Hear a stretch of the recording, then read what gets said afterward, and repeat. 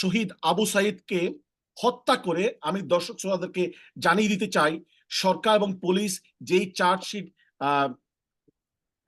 মানে সাবমিট করেছে, সেখানে তারা দাবি করেছে যে মানে আবু সাইদকে সাধারণ ছাত্র জনতা, আমার কাছে এই ফুল চার্জশিট রয়েছে, আমি আপনাকে পাঠিয়ে দিতে পারি। আবু সাইদের হত্যার পর পুলিশ যে চার্জশিটটি মানে সাবমিট করেছে, সেখানে বলা যে ছাত্ররা একে অপরকে গুলি করেছে, ছাত্রদের মারামারির মাঝে নাকি আবু সাইদ নিহত হয়েছে। কত বড় মিথ্যাচার! এই সরকারের কাছে যে এই শহীদদের বিচার সম্ভব নয়, এটি তার হচ্ছে স্পষ্ট প্রমাণ। জনাব সাইবুল সাগর, আপনি আপনার দর্শক শ্রোতাদেরকে এটি দেখাতে পারেন যে এই চার্জশিটটি। অর্থাৎ আমরা স্পষ্ট করে বলতে চাই, এই সরকারের কাছে এই মানে যে পুলিশের গুলিতে নিহত হয়নি আবু সাইদ। চার্জশিটে কি লিখেছে? জি, সরকার স্পষ্ট করে বলছে পুলিশ গুলি করেনি।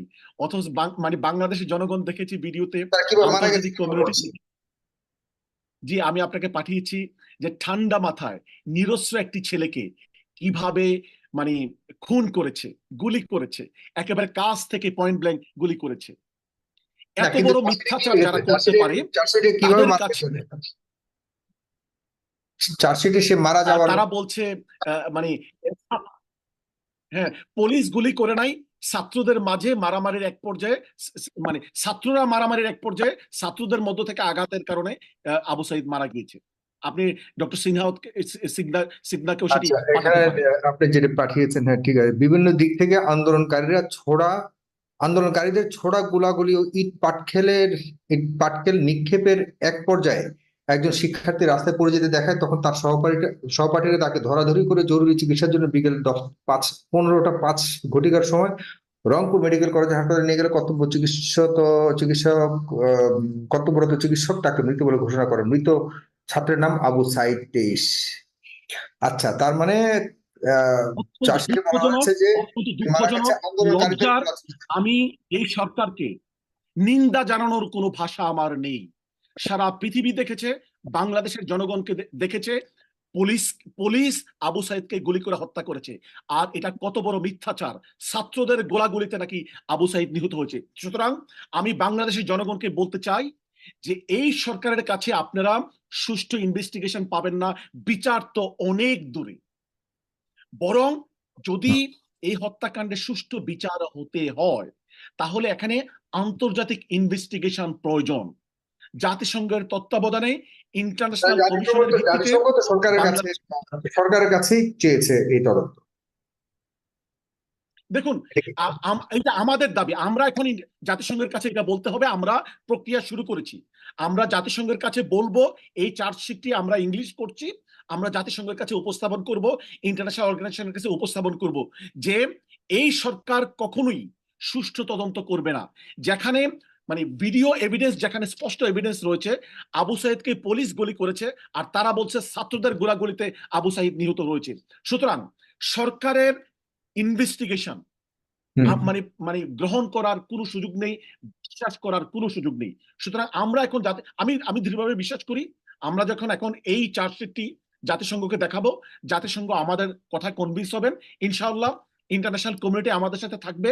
এবং আমি ফাইনালি যে কথাটি বলতে চাই যে এই চার্জশিটটি অন্যতম একটি প্রধান কারণ, অন্যান্য তো অনেক কারণ রয়েছেই, যে এই সরকার আমলে সুষ্ঠু বিচার সম্ভব নয়। জনাব সাগর, আমি আরেকটি পয়েন্ট বলতে চাই, যে যিনি খুনি এটি তো স্পষ্ট, 300-র মতো সাধারণ ছাত্র জনতাকে এই সরকারের বাহিনী অথবা ছাত্রলীগ খুন করেছে। সুতরাং তারা তো একটি পক্ষ, না, কিন্তু তারা তো সরকারের পক্ষ থেকে মার্ডারার। আরেকটা স্টেটমেন্ট এসেছে, আপনি শুনেছেন কিনা জানি না। বলা হচ্ছে যে সরকারের একজন গুরুত্বপূর্ণ মন্ত্রী বলেছে যে আসলে যারা আন্দোলনকারী ছিল, বিরোধী দলের পক্ষ থেকে যারা আন্দোলন ছিল, তারা পুলিশের পোশাক পরে আন্দোলনকারীদের আহ হত্যা করেছে। যেমন জামাত এবং বিএনপির কথা বলেছেন জনাব খালিদ মাহমুদ চৌধুরী এই কথা বলেছেন। সেম সেম জি জি সেম।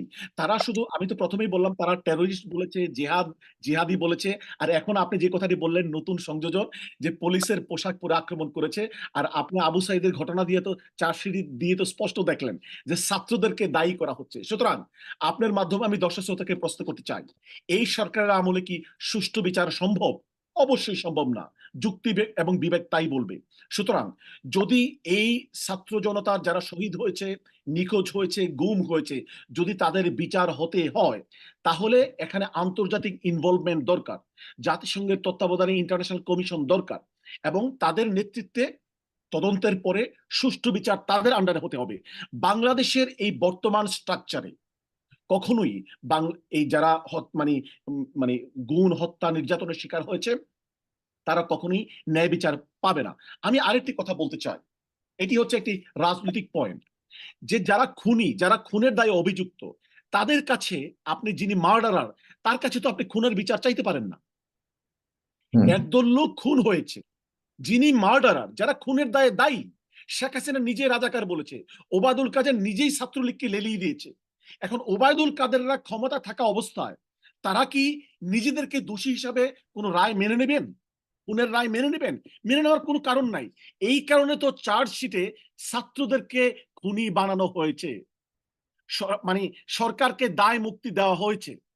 সুতরাং আমি যে কথাটি প্রথমে বলেছি, খুনির কাছে খুনের বিচার পাওয়া কখনোই সম্ভব নয়। জনাব সাগর, আমি আবার রিপিট করছি, খুনের দায়ে অভিযুক্ত ওই হুম খুনিদের কাছে আপনি খুনের বিচার পেতে পারেন না, এবং এই দাবি চাওয়া অযৌক্তিক এবং বোকার স্বর্গে বসবাস করা।